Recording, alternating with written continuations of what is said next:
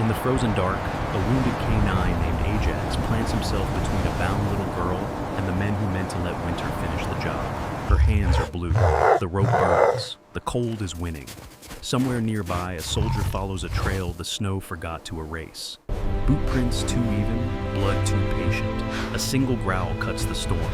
Not anger, a promise. Because when Ajax moves, the forest will stop hiding. A lie buried for years will surface. A child marked for disappearance will be found. And what happens next will prove that loyalty can bleed and still save everything. Before we begin, tell us where you are watching from. Drop your country in the comments below. If you believe no child or dog should ever face fear alone, hit subscribe now and share this story with someone who needs hope. The forest did not scream. It never did. Clearwater National Forest received suffering the way it received snow, quietly, without judgment, without witnesses. Pine branches bowed under white weight, and the ground swallowed footprints as if the earth itself preferred forgetting. At the center of that silence stood a little girl. Her name was Lily. She was bound to a tree older than any memory she carried. The rope around her wrists had frozen stiff, biting into skin already numbed by cold. Her boots were half buried now, snow climbing slowly, patiently, as if measuring how much of her it could take before she noticed. Lily had stopped crying an hour ago, not because she was brave, but because crying burned warmth, and warmth was the only currency left. Her breath came out in thin, uneven clouds. She counted them once, then stopped. Numbers felt pointless when time itself had lost shape. Beside her, only a few feet away, lay a dog. A Belgian Malinois, military canine. His name was Ajax. His body was powerful even in stillness, built for motion, trained for war. But now he lay bound to another tree, his flank torn where rope had rubbed flesh raw. Blood darkened the snow beneath him, turning white into something the forest pretended not to see. Ajax was in pain. But pain was not what filled his eyes. His gaze stayed locked on Lily, not as property, not as assignment, but as purpose. He had not known her long. They had not trained together. She was not part of his unit. And yet something older than obedience had settled between them. Protection does not always come from orders. Sometimes it comes from recognition. A child alone in the cold. A creature built to stand between danger and the vulnerable. The wind shifted. Snow brushed Lily's cheek like a hand that did not mean comfort. Her fingers were blue now. She could no longer feel them. The rope might as well have been part of her skin. Her thoughts drifted to things that did not hurt. A yellow kitchen once. A laugh she couldn't place. A voice saying her name as if it mattered. She wondered, briefly, if anyone still remembered she existed. Ajax lifted his head, just slightly. His ears twitched, sharp despite exhaustion. His breathing slowed, not weaker, but controlled. The forest had changed, not louder, not brighter, different. Somewhere beyond the trees, something moved against the grain of the storm. Not wind, not deer. Ajax did not bark. He growled, low, steady, ancient. It was not a threat. It was a promise. You are not alone. Lily did not hear the sound clearly, but she felt it. A vibration through the snow, through the tree, through her chest. Her head sagged forward as the cold pressed harder. Above them, snow continued to fall, soft and indifferent. But the forest had already made a mistake. It had left a trail. And somewhere in that white silence, someone was about to notice. The storm should have erased everything. That was its nature. Snow-covered mistakes. Wind softened edges. Cold finished what cruelty began. And yet, Ethan Cross slowed his steps. He had been trained to move fast. Through deserts that burned the lungs. Through cities that pretended not to notice war. Through jungles where sound itself could kill. But the forest asked for something else. Attention. Ethan stood still, the storm pressing against his hood like a question.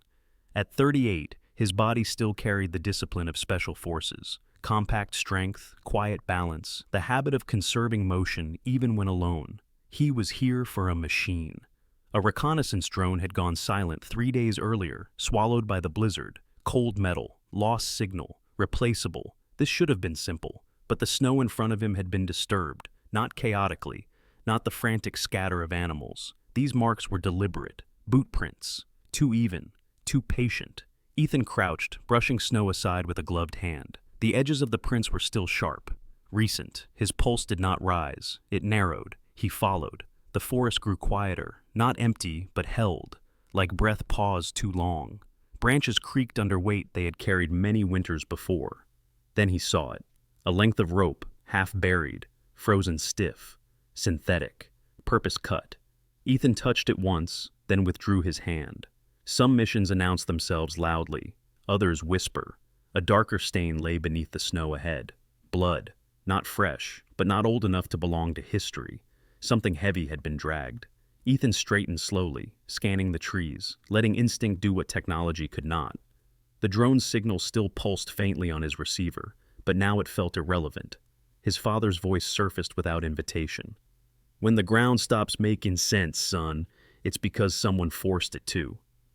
Ethan had been 7 when his father died overseas, too young to argue with silence, old enough to learn that disappearance often comes without explanation. He moved forward differently now, weight redistributed, steps angled, breathing measured. The forest shifted again, not visually, but emotionally. The kind of change men felt before ambushes, before villages went quiet, before radios stopped answering. Then he heard it. Not a cry, not a call. A sound so low it barely disturbed the air. A growl, controlled, restrained. Ethan froze. That sound did not belong to fear. It belonged to warning. He followed it through the trees, heart steady, mind clearing of everything unnecessary. And then, between 2 pines heavy with snow, he saw fur pressed against bark, dark against white, a military K9. Alive, injured, watching him. Ethan did not raise his weapon. He lowered it, because some eyes do not need translation. Beyond the dog, just barely visible, a child, bound, still. The storm continued to fall, unaware it had failed. Ethan exhaled, slowly. The mission had changed, and somewhere deep beneath training, beneath orders, beneath years of discipline, something human stepped forward. Ethan stopped 10 steps away, no closer. The forest had gone utterly still, the kind of stillness that demanded respect. Snow clung to branches as if afraid to fall and break the moment. The dog did not move. He stood now, despite the pain, muscles coiled beneath torn fur, one paw barely touching the ground. Blood had frozen along his flank, dark and jagged, but his stance was unbroken. His eyes stayed locked on Ethan, not wild, not afraid, evaluating. Ethan lowered himself slowly, letting the rifle slide from his shoulder and rest against the snow. His movements were deliberate, careful not to challenge the line the dog had drawn. "Hey," he said softly, his voice carrying just enough to be heard through the wind. "I'm not here to take anything from you." The dog growled, low, controlled, a sound older than training. Behind him, the child stirred. Lily's head lifted weakly. Snow clung to her lashes, her lips pale and cracked. Her eyes found Ethan, but there was no recognition in them, only exhaustion shaped like fear. She tried to speak. Nothing came out. The rope around her wrists had burned raw lines into her skin. Her shoulders sagged, body held upright only by frozen fibers and stubborn will. Ethan felt something tighten in his chest. He had seen grown men break in less time. The dog shifted, placing himself more squarely between Ethan and the girl. His body trembled, not from doubt, but from effort. This was not aggression. This was guardianship. Ethan adjusted his posture, angling his body sideways. Not retreat, not advance. A gesture of respect. "I see you," he said quietly. "You're doing your job." The dog's ears twitched. For a moment, nothing happened. Then the growl softened, not gone, but lowered. Permission, not granted, but considered. Ethan moved 1 step closer. Snow crunched. The dog stiffened again. Ethan stopped immediately. "All right," he murmured, almost with a sad smile. "We'll do this your way." He reached, not toward the child, but toward the rope binding the dog. The blade in his gloved hand flashed once, catching gray light. The rope snapped. The dog collapsed, not in defeat, but in exhaustion. His legs buckled, and he dropped into the snow with a sharp breath, then dragged himself forward, placing his body directly against Lily's legs. A shield, even now. Only then did Ethan move to the girl. He worked quickly, hands steady, cutting the rope at her wrists, then supporting her weight as she slumped forward with a broken gasp that was half breath, half sob. She was lighter than she should have been. Too light. Ethan wrapped his jacket around her shoulders, pressing his gloved hand between her shoulder blades, grounding her. "You're safe," he said, not as a promise, but as an anchor. I've got you. Lily's fingers twitched against his sleeve. Her eyes fluttered, struggling to stay open. Beside them, the dog watched, silent now. Trust, once given, held. Snow continued to fall, indifferent as ever, but something had shifted. 3 lives, bound by cold and chance, now shared the same direction. And the forest, for the first time that night. The forest did not release them easily. Snow thickened as Ethan moved, each step a negotiation with cold and weight. Lily lay against his chest, wrapped in his jacket and spare layers, her breathing shallow but steady. Her head lolled once, then stilled, as if sleep and surrender had briefly confused each other. Ethan adjusted his grip, not tighter, gentler. The dog followed. Ajax limped, favoring his injured side, but he did not fall behind. Every few steps he paused, nose lifting, reading the wind the way only dogs could, as if the forest were speaking in a language older than words. Ethan let him lead. Trust, he knew, was a currency best spent early. The cabin appeared not all at once, but gradually. A dark shape pressed low into a fold of land, half hidden by trees that had grown accustomed to keeping secrets. Smoke curled faintly from the chimney, alive. Ethan knocked once, then again. The door opened just wide enough for a face to appear, lined, weathered, cautious. The man's eyes took in the scene in a single sweep. The child, the blood, the dog, the soldier. He said nothing. He stepped aside. Inside, warmth did not rush them. It waited. The fire was small but steady, the kind built by someone who understood winter as a long conversation, not a single night. Wood was stacked neatly, blankets folded with care rather than hope. The man moved without being asked. Water on the stove, more logs on the fire. A chair cleared, then another. They laid Lily near the hearth, layers peeled away carefully, respectfully. Her skin was pale beneath emerging bruises, but color slowly returned to her lips. Ethan watched her chest rise and fall. Ajax collapsed nearby, finally allowing the pain to claim him. The man knelt beside the dog, his hands sure, gentle, as he cleaned the wound and wrapped it. "You did good," he murmured to the animal. Ajax's ears twitched. The words landed. The man's name was Samuel Hale. He did not offer it. Ethan learned it from the way the cabin seemed to answer to him. Minutes passed. Then Lily stirred. Her eyes opened fully this time, sharp with instinct before recognition softened them. She looked around, confused, then panicked, until she saw Ajax. Her hand reached out, weak but certain. Ajax lifted his head and pressed it into her palm. Only then did Lily breathe. Samuel stood a short distance away, hands braced against the table. His gaze never left the child. There was something in his face, not curiosity, recognition. Lily fumbled inside the pocket of her coat, fingers stiff, searching. She pulled out a small photograph, worn thin, edges rounded by time. She held it up, as if afraid to let it go. "My mom," she said quietly. "The only thing I have." Samuel stepped closer. The firelight caught the image. A woman, dark hair, tired smile, a baby on her hip. The room changed. Samuel's breath left him in a sound that was not a word. His knees bent before he noticed. "That's..." His voice shook. "That's my wife." Silence fell heavy as snow. Ethan remained still. Some truths needed space to land. Samuel swallowed hard, eyes never leaving the photograph. "And that child?" His voice broke completely. "That child is you." The fire cracked softly. Outside, the forest listened. And the past, long buried beneath winters and guilt, began to thaw.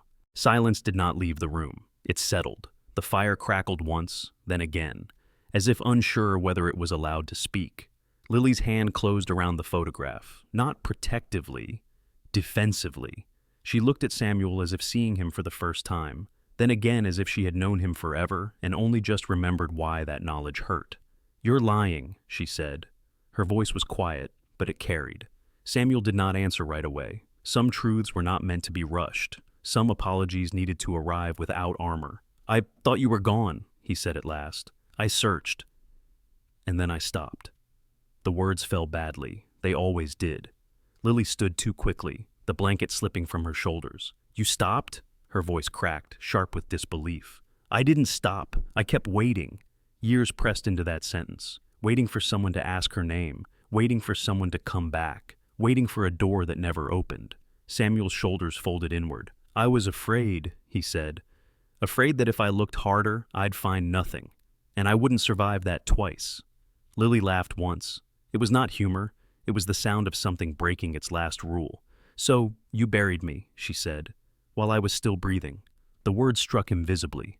He reached out, then stopped, his hand falling back to his side. Ethan watched from near the door. He had learned, long ago, that anger was not the opposite of love. It was proof it had existed. She's allowed to be angry, Ethan said quietly. Both of them turned toward him. Anger is what shows up when grief finally gets a voice. Lily's jaw tightened. She turned away, pressing her fists against the table until the wood creaked beneath her palms. I don't need explanations, she said. I needed someone to look for me. The room held its breath. Samuel nodded slowly.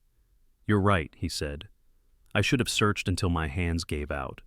I should have refused the story that let me stay alive without you. His eyes filled, but he did not look away. That failure is mine. Ajax shifted near the hearth. He rose unsteadily and moved closer to Lily, pressing his body against her legs. The weight of him steadied her. She knelt beside him, burying her fingers in his fur, breathing in the smell of smoke and blood and something real. The anger did not leave, but it changed shape. It softened at the edges. Samuel lowered himself into a chair, suddenly looking older than his years.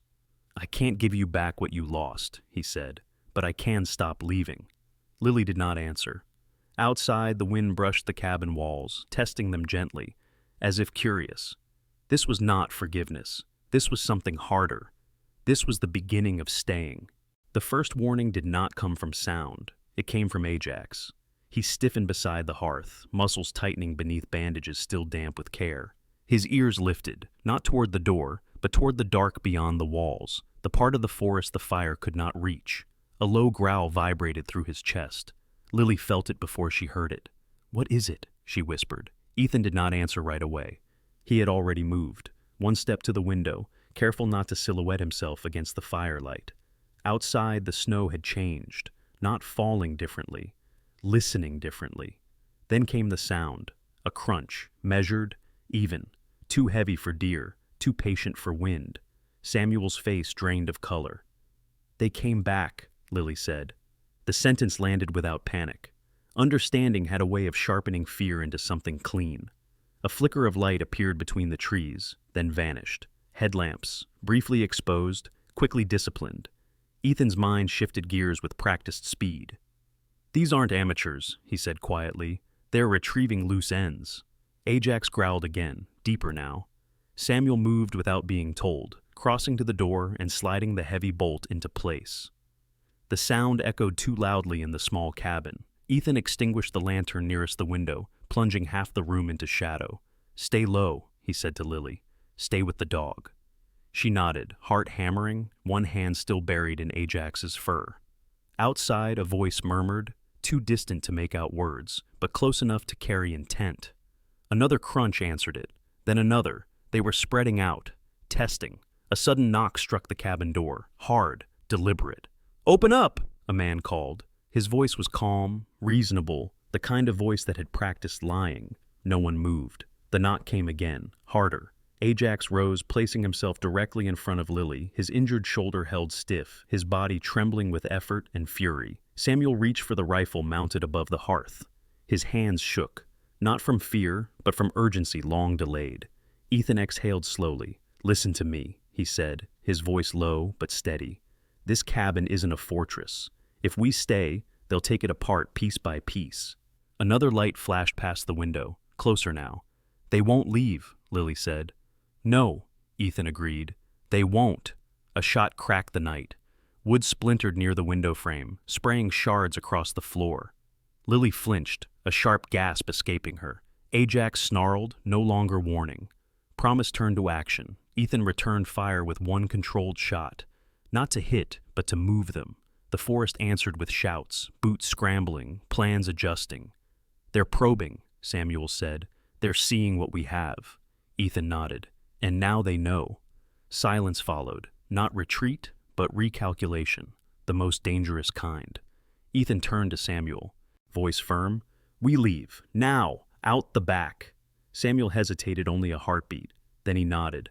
Lily swallowed hard, her gaze flicking from Ethan to Samuel to Ajax. "I can run," she said. The words surprised even her. Ethan met her eyes. "I know." Outside, the forest waited. Inside, 3 people and 1 wounded dog prepared to challenge it, together, and for the first time in a long while, none of them would be left behind. The back door opened into darkness. Not empty darkness, but the kind filled with weight, soundless and alert. Snow rushed in, stealing warmth and breath in the same motion. Ethan stepped out first, scanning, counting seconds the way other men counted prayers. "Now," he whispered. Samuel followed, then Lily. Ajax came last. Despite the pain, despite the bandages already darkening again with blood, the dog moved forward without hesitation. His nose dropped low, close to the snow, reading what human eyes could not: disturbance, direction, intention. Ethan let him take the lead. Trust had already been decided. They moved fast, but not blindly. The forest closed around them, branches clawing at coats, snow swallowing the sound of hurried steps almost as quickly as it was made. Behind them, a shout, then another. The hunters had noticed the absence. A beam of light cut through the trees, too close for comfort, then swept away again. Footsteps followed, more urgent now, less patient. "They're splitting," Samuel said under his breath. Ethan nodded. "I know." Ajax veered left suddenly, choosing a narrow path where trees grew tight and uneven. Snow here was deeper, footing treacherous. Men would slow, dogs would not. Lily stumbled once, her boot catching on a hidden root. She went down hard, breath knocked from her lungs. Before Ethan could reach her, Samuel was already there. He lifted her, without words, one arm around her shoulders, his body angled instinctively to shield her from the direction of the lights. "Stay with me," he said, his voice rough but steady. "I've got you." The words were simple. They mattered anyway. Gunfire cracked behind them, shots not aimed to kill, aimed to drive. Snow exploded from tree trunks, bark splintered inches from where they had been seconds before. Ajax did not look back. He ran, not away, forward. His body knew the difference. The forest narrowed, funneling them into a shallow ravine where wind cut low and visibility collapsed. Snow blew sideways now, blinding, erasing. Ethan fired once, then twice, measured, controlled, forcing the men behind to scatter, to lose rhythm. A bark cut through the storm. Not Ajax. Another dog. Closer, faster. The hunters had released their own. Ajax slowed just long enough to look back. His ears flattened. A decision passed through him. Not thought, not fear. Duty. He growled and changed direction, leading them toward thicker brush where scent tangled and snow hid in tension. Ethan understood immediately. "No," he breathed. "Ajax!" The dog did not stop. He ran harder. Lily felt it then, the wrongness in her chest, the pull of knowing before understanding. "Ajax!" she cried out. The sound tore free of her before she could stop it. Ajax glanced back once, just once, then disappeared into the white. The pursuing lights followed, the barking moved away, the forest swallowed both. They ran on in silence, the loss heavy and immediate. Samuel tightened his grip on Lily. "We'll get him back," he said, though his voice betrayed him. Ethan did not speak. He marked the direction, distance, time, promise. Ahead, through the storm, a darker shape emerged, low, reinforced, half buried into the land. Ethan's second cabin, not warm, but strong. They reached it breathless, shaking, hearts hammering louder than the wind. Ethan barred the door behind them. The storm raged on outside, and somewhere in that white chaos, a wounded dog ran toward danger, so the rest of them could live. The cabin shook with the wind, not the wild shaking of fear, but the slow pressure of something being tested. Ethan moved fast, transforming space into defense. The table went on its side, shelves dragged into place, wire strung low where boots would not expect it. Samuel helped without question. Pain burned through his joints, but purpose steadied his hands. For the first time in decades, he was not surviving winter alone. Lily stayed near the inner wall, knees drawn up, arms wrapped around herself. Her eyes were fixed on the door, waiting, listening. Outside, the forest erupted, a shout, then another. Gunfire cracked, sharp and sudden.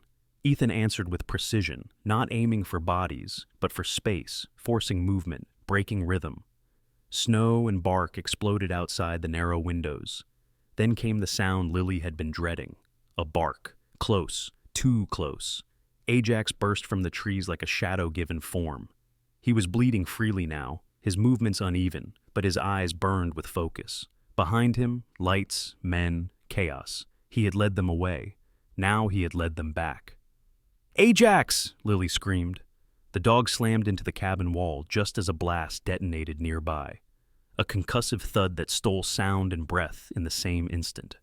Wood splintered. Smoke rolled low across the snow. Ajax cried out once.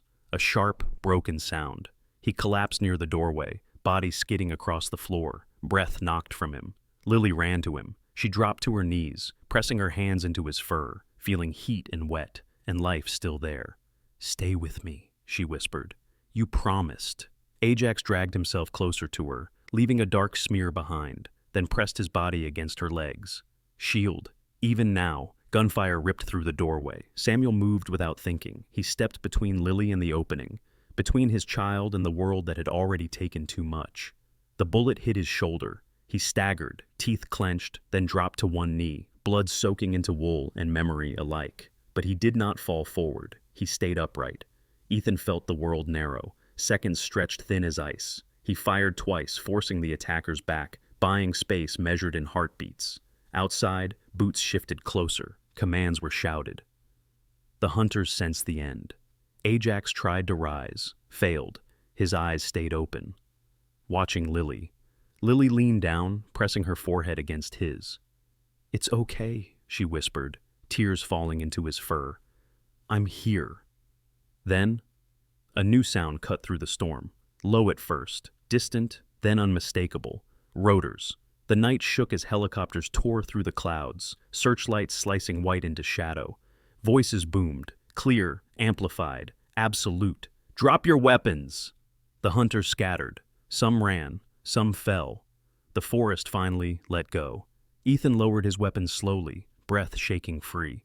Samuel slumped back against the wall, alive but fading. Lily stayed where she was. Her hands never left Ajax. Snow drifted in through the broken doorway, and for the first time since the night began, no one was chasing. The rotors did not stop for grief. They cut the sky open with noise and light, pinning the night to the ground. Searchlights swept the trees, turning shadows into truths that could no longer hide. "Clear! Secure the perimeter!" Boots hit snow with purpose. Voices carried authority the forest could not ignore. Ethan stepped back, finally allowing his shoulders to drop. He signaled once, short, precise. Medics rushed in. Samuel was first. They laid him flat, cut away blood-soaked wool, hands moving fast and practiced. His eyes fluttered, then opened long enough to find Lily's face. "I'm here," she said, her voice steady despite the shaking in her hands. "You didn't leave." A faint smile touched his mouth. "That's the plan," he whispered. Then he was gone, lifted, carried, wrapped in silver warmth and noise. Ajax was next. The medics hesitated for half a second, the kind of pause that measured worth against protocol. Then one of them knelt. "Dog's alive," she said. Barely, but alive. Lily's breath left her in a sound she didn't recognize as her own. They worked carefully, speaking to Ajax as if he could hear every word. Maybe he could. His chest rose, fell, rose again. Lily rode with him in the helicopter, her small hand pressed against his neck, counting breaths the way she had counted snowflakes earlier. This time, with hope. Below them, Clearwater shrank into white distance.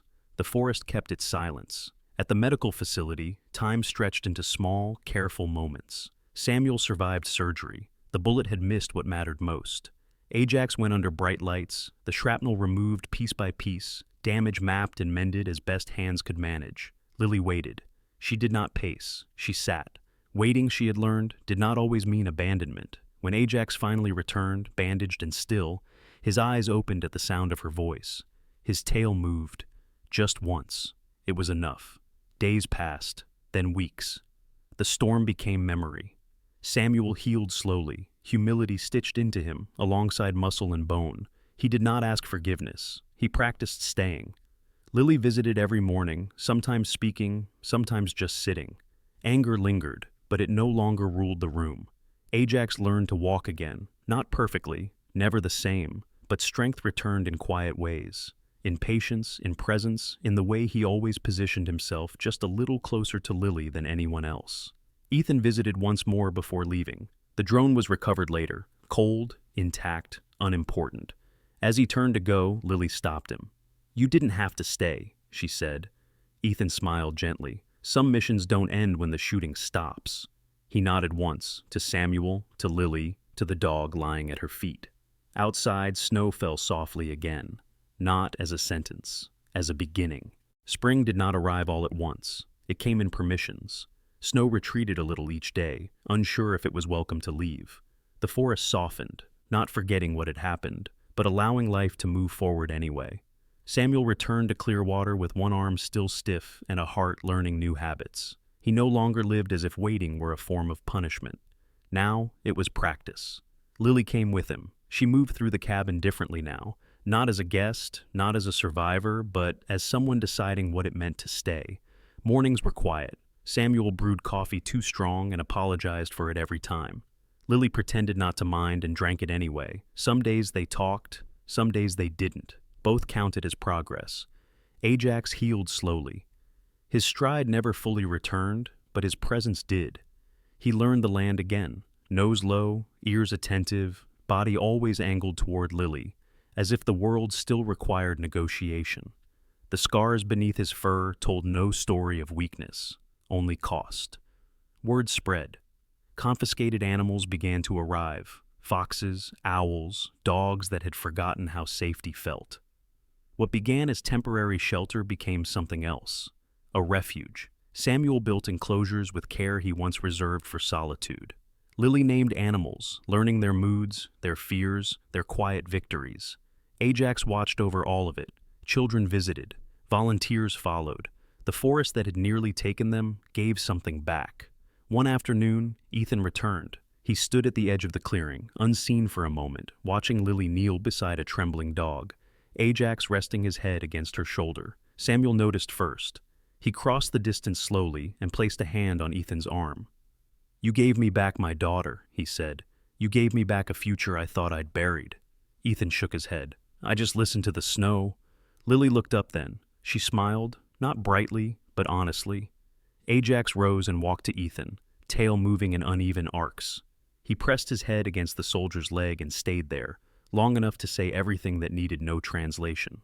As evening settled, the forest grew quiet again. Not the silence of abandonment, the silence of peace. Sometimes, miracles do not arrive as fire or thunder. They arrive as dogs who refuse to leave, as children who survive the cold, as parents who learn, too late but not too late enough, how to stay. In Clearwater, winter had once been a sentence. Now it was a memory, and love, patient, scarred, and stubborn, had finally found its way home. Sometimes, miracles do not arrive with thunder. They come quietly, disguised as a dog who refuses to leave, as a child who survives the cold, as a heart that chooses to stay when walking away would be easier. In life, many of us carry winters no one else can see, losses that were never explained, prayers whispered years ago that seemed to disappear into silence. But this story reminds us of something sacred. Nothing is ever truly forgotten, not by love, not by time, and not by God. The Bible tells us that God works not only in answers, but in waiting, not only in endings, but in delays that shape who we become. Perhaps tonight you are waiting too, for healing, for forgiveness, for someone or something you thought was lost forever. If so, may this story remind you that even in the coldest seasons of life, grace can still find its way home. If this story touched your heart, please share it with someone who may need hope today. Leave a comment below and tell us where you are watching from. We would love to hear your story. And if you believe in stories that heal, stories that remind us we are not alone, subscribe to the channel and walk this journey with us. May God bless you, protect you, and meet you exactly where you are. And may you never stop believing that even when the world goes quiet, He is still working.